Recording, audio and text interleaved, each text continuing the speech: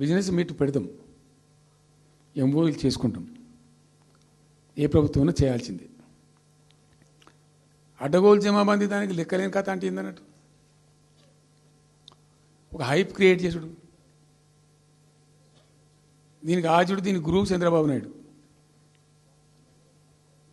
చంద్రబాబు నాయుడు చెప్పిన లెక్కల బిజినెస్ వచ్చేది ఉంటే, ఎంఓయూలు సక్సెస్ అయ్యేది ఉంటే ఆంధ్రప్రదేశ్లో ఈపాటికి 20 లక్షల కోట్లు వచ్చి ఉండాలి.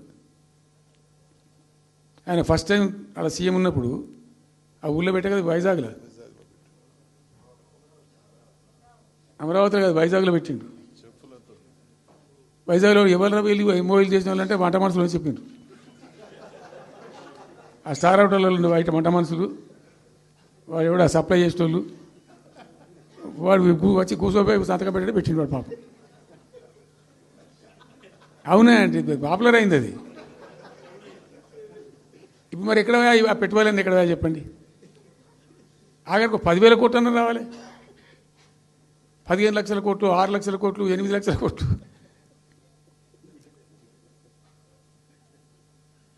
అయితే అప్పుడు తమాషా జరిగింది. ఈ భోపాల ముఖ్య